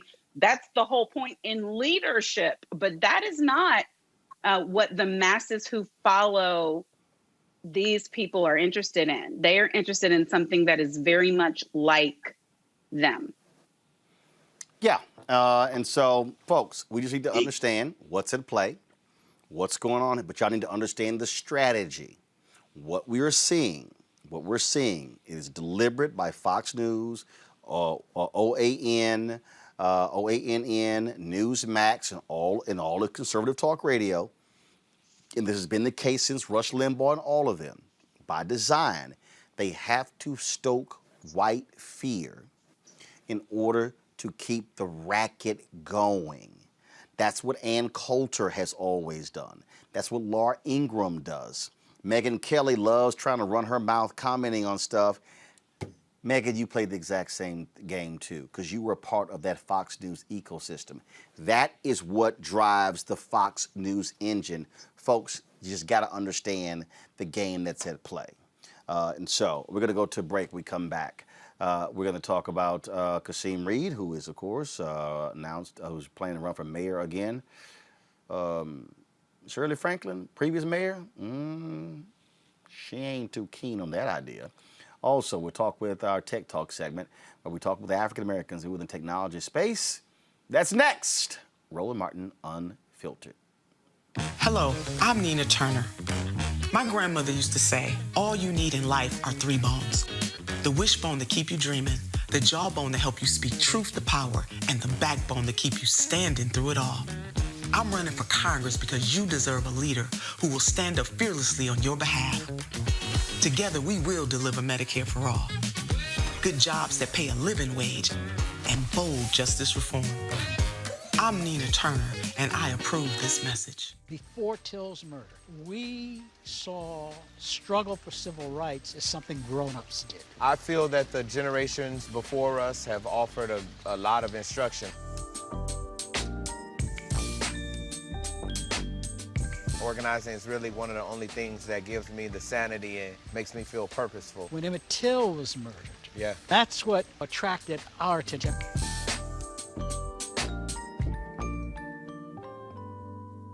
Hi, my name is LaToya Luckett. Yo, it's your man Deion Cole from Blackish, and you watching Roland Martin Unfiltered. Stay woke.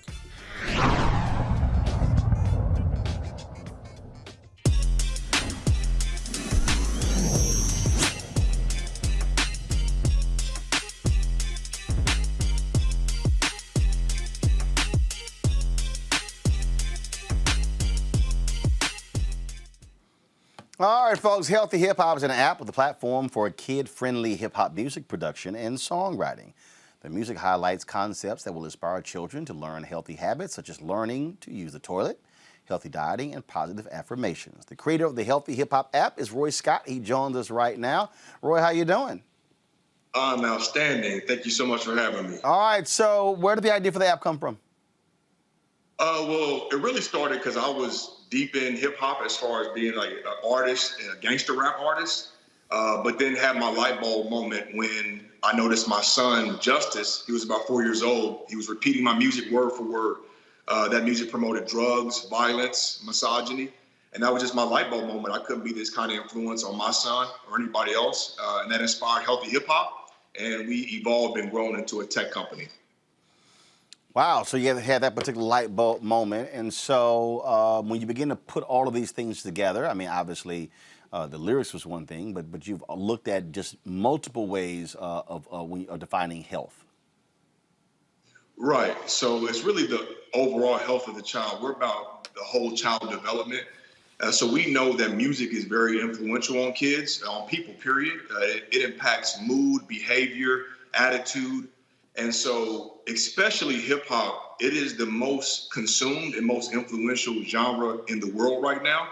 And we just found a space where it's not specifically being used, geared towards kids. And so this is a niche that we really thought we could fill the void of, creating culturally relevant hip hop that's not watered down, a real authentic experience, but that is really safe for children and families. And so obviously you also talk about dieting as well. That's interesting. Absolutely, because again, it's about taking care of your mental and physical health. So we want to reach kids at a very early age with these positive messages to teach them about, making healthier food choices, being more physically active, and being able to positively contribute to society. How many downloads have you had thus far?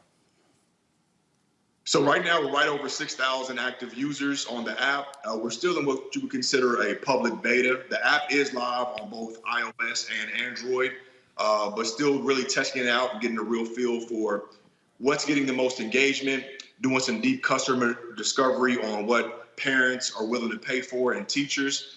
And so we're getting prepared for a full launch this coming fall, but right now you can still download the app on both iOS and Android. Questions from my panel. I'll start with you, Robert Patillo. When it comes to this generation, this is the tech generation. They grow up with an iPhone in their hand from 2 or 3 years old and a tablet shortly thereafter. Because of that, they do have access to pretty much every piece of information and music and TikTok video on earth. How do you convince those young people to come over to a healthy and educational platform versus doing TikTok challenges to, throat babies or something? Absolutely. So this is the first, as you mentioned, this is the first generation of fully native internet and social media using children. And so within our platform, we created this safe circle technology where children can create, publish, and share in a secure environment. And so our goal is to really create this family experience. So we want to get the parents excited about, creating these moments. And so now this engagement happens where the parents are more driving these kids. Say, okay, well, I know you have access to everything else, but here's a safe alternative where you can actually, listen to the music, create your videos, but the parents don't have to worry about their kids being exposed to other content within our platform. And so really pushing this narrative to the parents to encourage them to use the technology to create these moments and then do that within our platform. Scott Bolden, your question. Hey, good evening. What's your metric for success beyond how many people use it, how many people sign up? Ultimately, as an entrepreneur, you want to grow to your level of business competence vis-a-vis the product. But how do you measure whether you're reaching your goals and objectives vis-a-vis the basis for why you started this initiative? Right. Well, there's a couple ways. On the business side of it, obviously, it's about getting more people on the application, securing more contracts, really scaling up our operations, because our ultimate goal is to be an iconic children's brand, an urban Disney. But in regards to like the social impact, we work a lot with schools, school districts, hospitals, and really it's about providing the tools to the educators to get them to use healthy hip hop to start their day with like these morning energizers, doing brain breaks throughout the day. So we work a lot. We have a lot of direct connectivity with educators who are in the trenches with these kids every day, as well as working in hospitals. And that's the way, really, as far as like the social impact, we're gauging that, because we can also track a lot of, but it's mostly about the direct interaction with the educators and parents. Yes, yes. Much luck to you. Monique, your question. What is it that parents can do who want to support your initiative? Is it like name recognition that can be increased, or in what ways could they, through their local communities, assist? Yeah, well, right now it would be more, downloading the app, interacting, playing the music for their kids in their home, obviously on car drives, things like that, really interacting with healthy hip hop and our characters. Right now, so we actually just closed a round of funding, but we opened up a Republic campaign. So this is regulated crowdfunding, where it allows everyday people to actually act as angel investors. And so we opened this up because, as we know, Black and brown entrepreneurs have only been access to like 1% of the multi-billion dollars of capital that's being dispersed in the tech arena. And so through Republic, it's allowing everyday individuals to become investors. So not only become consumers of healthy hip hop, but now you can invest and be a part of this early stage tech company. So as we grow, you now have shares in our company. All right, then. As Roy just said, it's available on iOS and Google, Apple App Store, plus Google Play as well, Roy Scott. We appreciate it, man. Good luck with the app. All right, thank you. Appreciate you for having me. All right, folks, and that's why we have this segment, an opportunity to provide Black folks in tech to be able to share their stories. Let's go to Atlanta, where former Atlanta Mayor Kasim has filed paperwork to run again for his old job. Documents filed with the Georgia Ethics Commission will allow Reed to start accepting political contributions for the 2021 race. He jumped in 1 month after current mayor Keisha Lance Bottoms announced she wouldn't be seeking a second term. Reed was Atlanta's mayor from 2010 to 2018, and his administration was under federal investigation into city contracts and finances. Reed will face off against the president of the Atlanta City Council, Felicia Moore, and 2 other council members, Antonio Brown and Andre Dickens. They are already taking shots at him for that corruption investigation. And in addition to that, Mayor Shirley Franklin put out a statement saying that he failed as a leader as a result of that as well. Ouch. So expect that to be quite an interesting race taking place in Atlanta. And so we'll see who else jumps in. Like I say, a lot of folks are going to be jumping into that particular race. All right, folks, let's go to another story here, and that is in Atlanta. The family of an 8-year-old Black girl who was killed last year during protests for Rayshard Brooks filed a lawsuit against the city. What has happened? Attorneys for the family of Sequoia Turner held a news conference demanding justice for the young girl who was shot 1 year ago near Wendy's, where Brooks was shot in the back by an Atlanta police officer. We are here today to announce the filing of a lawsuit on behalf of the family of Sequoia Turner. Her life is priceless. We're forced to live through this day by day. We deserve justice. Someone needs to be held accountable. So the first tragedy is that we lost an 8-year-old girl. The second tragedy is it was preventable. And what we've learned in our discovery from the beginning of this case is that there was opportunity after opportunity and notice after notice, not only from the Wendy's owners and operators, but from the city, the mayor, city council, and the police department to do something about this, and they failed to do that. The lawsuit filed with the Fulton County State Court names Atlanta Mayor Keisha Lance Bottoms, Police Chief Rodney Bryant, City Council Member Joyce Shepard, and Wendy's International as plaintiffs. Also, folks, let's go to Tulsa, where 15 new burials are discovered there. Since the exhumation began in October, a total of 27 graves with what's believed to be the remains of victims from the 1921 Tulsa Race Massacre have been found. More remains are expected to be uncovered as the digging moves west. Once the bodies are exhumed, the city and its Public Oversight Committee will determine the next steps for storing remains, DNA testing, genealogical research, commemorating the grave sites, and honoring the remains. So certainly a sad case there. And speaking of sadness, the pioneer who sparked the 1953 bus boycott in Baton Rouge, Louisiana, has died. At 23 years old, Martha White had just gotten off work and caught the bus home. When she sat in one of the only bus seats available, she realized it was designated for white passengers. The driver demanded her to get up, but she refused, and another black woman sat beside her in solidarity. Once the driver pulled over and attempted to have White arrested, she told him about a recently passed ordinance to desegregate buses in the city. In response to the ordinance, bus drivers across the city went on strike. As a result, the ordinance was overturned, which prompted a bus boycott by the black community. White provided the framework for the Montgomery bus boycott, influenced by Rosa Parks in 1955. Martha White died at the age of 99. That right there is one of those examples, Robert, where people who don't understand history. This took place in Louisiana in 1953. Just like the lunch count, there was a lunch before what took place at the Ford, North Carolina A&T students when the late Dr. Ron Walters led the Wichita, Kansas chapter of the NAACP, the youth division. He led a lunch counter boycott there in Wichita. So even though we think about the sit-ins in 1960 or the Montgomery bus boycott in 1955, there were precursors. And in Montgomery, they studied that Baton Rouge boycott, and it did provide them with an understanding of what to do in Montgomery.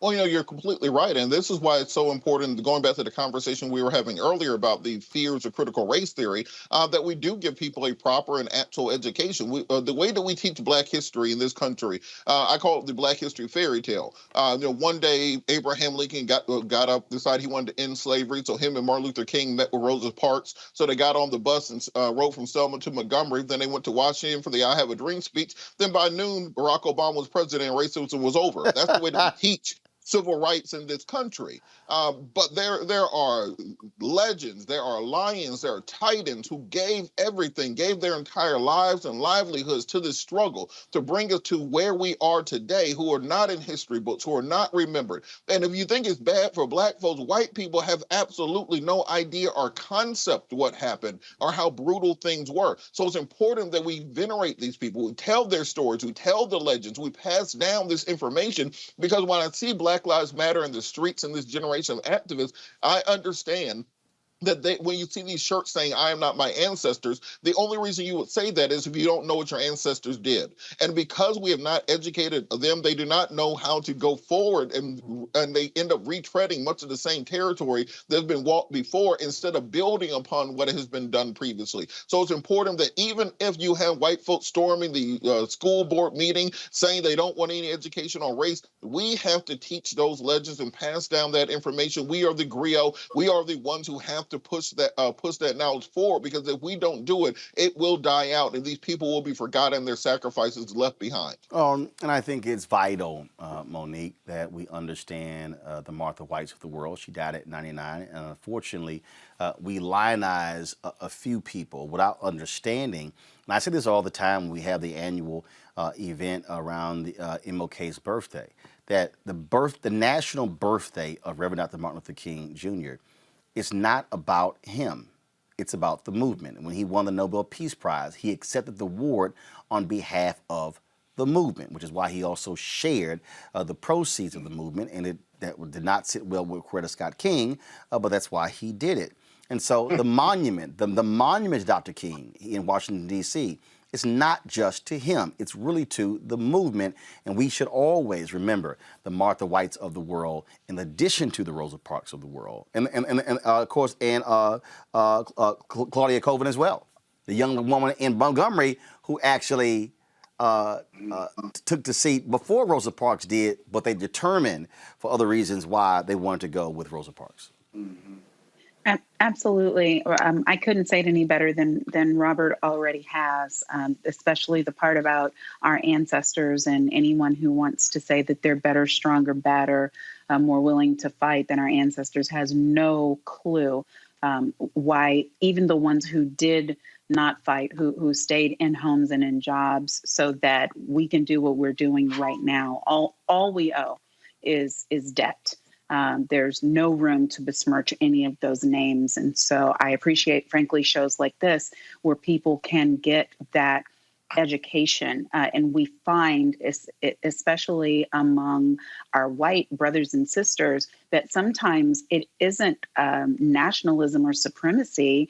It's that they don't want to face what was. And it's so much easier to wash it than to face it. And we simply cannot allow for that. The only way forward is if we are in full view of what we were so that we do not repeat it. Scott? Yeah, just real quick. I agree with my colleagues. These were the foot soldiers of the civil rights movement. And the real power, in my opinion, as I learn more and read more, was not just Martin Luther King and Malcolm X and Rosa Parks, as you said, but every state, or almost every state, created a movement within that state or within their cities because they believed in the nonviolent movement. They believed in the civil rights movement. But without those foot soldiers, who all of their stories still haven't been told, without those foot soldiers, the movement just wouldn't have been a movement. It would have been spotty here and there. And we need to be not only telling their stories, but we need to be writing about their stories, because you'll see so many of them are of that age in the 80s and 90s or older who you've never heard about, or I've never heard about, or our kids haven't. And yet they were intricate and vital to the transformation of this country as a result of the civil rights movement. And we need to write more about them, the unknown foot soldiers of the movement. Absolutely, absolutely. But that's why we do what we do here on this show, folks. We want y'all to support what we do by joining our Bring the Funk fan club. Every dollar you give goes to support this show, goes to support the work that we do. You can, of course, give to us via Cash App, $RM Unfiltered, PayPal.me/RM wish I could get a hat. Unfiltered. Calm down, Scott. Scott, stop talking. Stop talking. I'm gonna get you a muzzle. PayPal.me/R Martin Unfiltered, Venmo.com/RM Unfiltered. Zelle is Roland at RolandSMartin.com or Roland at RolandMartinUnfiltered.com. Folks, we've got some great things coming up. I can't wait to show you. I was just over the other day. We're very busy on our new office space. We'll be broadcasting from our new office space on July 5th, Monday, July 5th. And so it's going to be great to actually to be there. And so we look forward to that. And so your dollars goes to make that possible. In addition, for us to be able to travel around this country to cover the stories that we know are important to our community. Folks, thanks a bunch. We're going to be seeing you tomorrow. Robert, thanks a lot.